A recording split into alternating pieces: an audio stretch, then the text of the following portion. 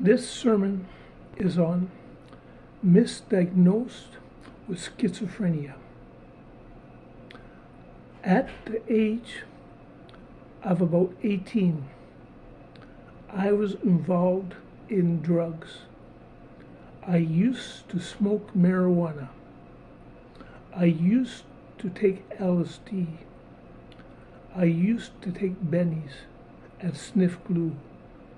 And as a result of taking LSD, I started having flashbacks. And during one of my flashbacks, I had this shaver. And I had a thought that it was a bomb. I literally believed my shaver was a bomb because I had a thought. So I told my dad that my shaver was a bomb. So he sent me to the doctor. And then the doctor sent me to the psychiatrist. Then the psychiatrist diagnosed me, observed me, asked me these questions. He says, "Have you been involved in the occult?" And I said, "Yes."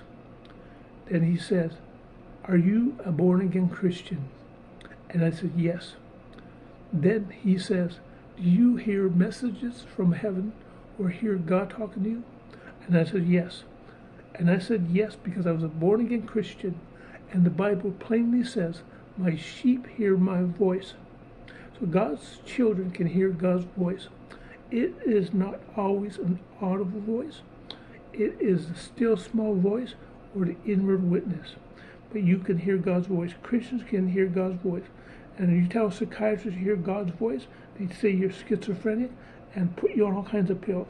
So that's what my doctor did to me. He stuck me on all kinds of pills, locked me up in a psychiatrist, the hospital, and the more drugs they put me on, the worse I got. So what happened was I ended up in an institution, and in that institution they have back rooms where they have a place where you go and meditate.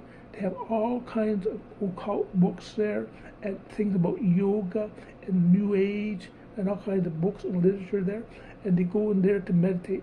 And there's a way to meditate. People in the cults empty their mind and allow anything to come in. And if you do that, you can receive any kind of spirit.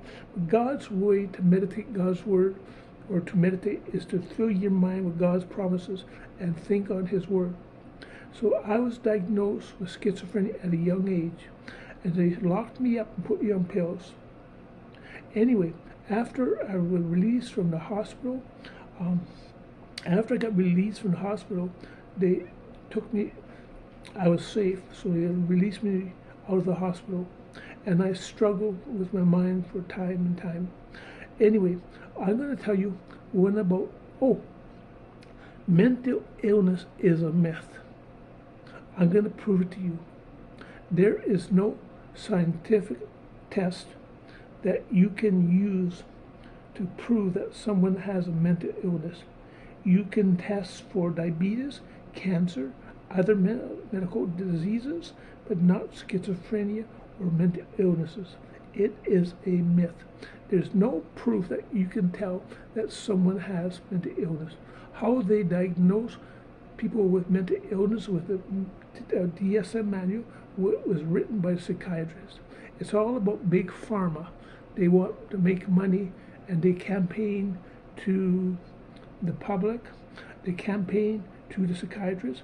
They'll hold meetings, and they'll say there's a new miracle drug out will really help you, and it's a good medicine. So they'll put you on this new pill. And all of these pills do not help you. There's this psychiatrist in the States by the name of Dr. Peter Brigham.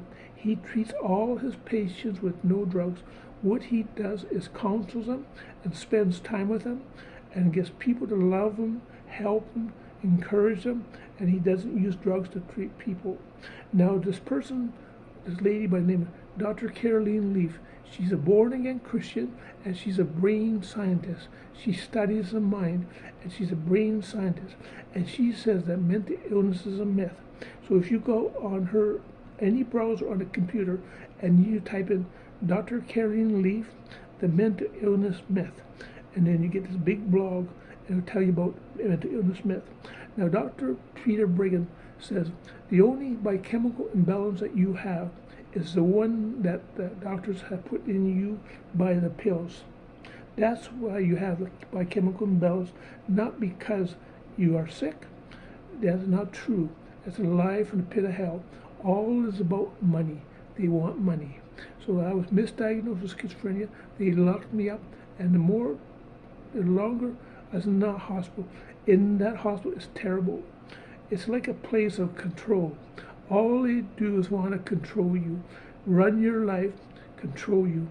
And there's things about witchcraft in there, all kinds of things, drugs, all kinds of things. You can go into one of the rooms back in the hospital, and they have a room where you go and meditate, and not the way you meditate God's word, but the way the cults and the people who do yoga meditate. They empty their mind and let anything come in. And when you do that, you allow anything to come into your mind, you might receive a bad spirit. But God's way to meditate God's word is by thinking about it, by filling your mind with God's word.